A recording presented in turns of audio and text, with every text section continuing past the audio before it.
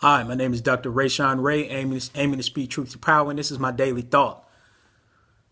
Why is Trump's attack of the media Hitler-like?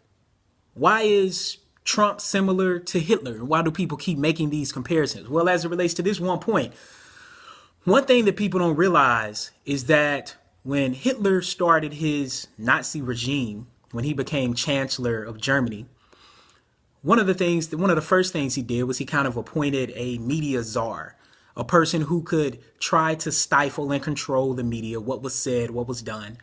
There were reporters, many were international reporters relative to Germany, in particular some American reporters who were saying that what Hitler was doing and is planning to do is what ended up turning into the Holocaust, right? That he was essentially trying to wipe out a group of people, and they kind of saw it coming, and they were reporting on the sort of things that he was doing that were illegal and things that he shouldn't have been engaging in that people became complicit in.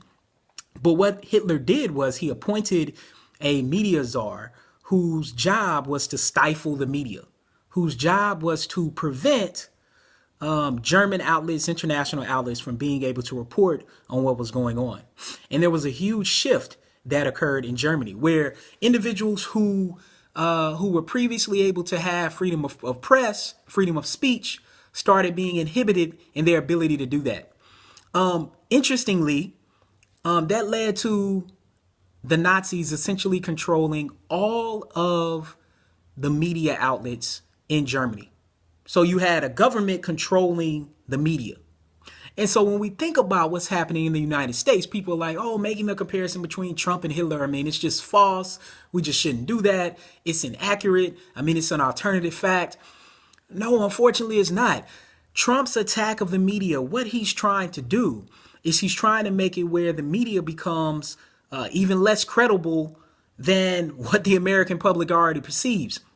In particular, doing things like throwing out the Washington Post and CNN, talking about that they are lying on him, that they are employing alternative facts, which again is just a simple way of saying that they're lying. And so we have a historical record of what happens. The question becomes, who is Trump's media czar? Well, I mean, that's Bannon. I mean, Bannon is essentially the person trying to dismantle the government, but what they're also trying to do is to control what the public receives. I mean, you've had Trump say stuff like, we actually need to make it where everybody can access the internet. Wow. I mean, that is super duper problematic when you start trying to control the type of content that people can access. And I tell you, what Trump realizes is that social media is indeed a different beast.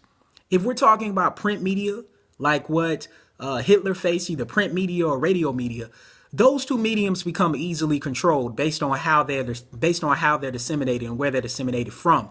What makes social media different is that at any given time, you have millions of people who are disseminating information at the same time, which is quite different from radio as a medium or print media as a medium. So I actually think social media, similar to what we've seen in the social movement, is going to once again prove to be too much for people like Trump and Bannon to kind of handle and control. And it allows us, social media allow us to be able to access information that we were previously cut off from.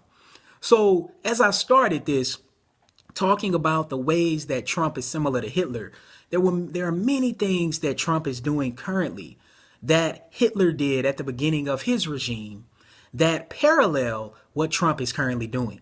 And that is highly problematic. And so we can't overlook these sort of things. I mean, we also can't overlook the fact that there were millions of Germans who were complicit in what Hitler was doing. They were also silent about what Hitler was doing, either one of the two. And they weren't all horrible people. That's one of the perceptions people have. I'll actually be talking about that upcoming, about how we have social psychological experiments that show us the ways that good people, or at least neutral people, can be coerced into doing very bad things by bad people. And these are some of the things that Trump is actually doing that makes him very similar to Hitler. It makes him very scary for the freedoms that we supposedly hold dear in the United States.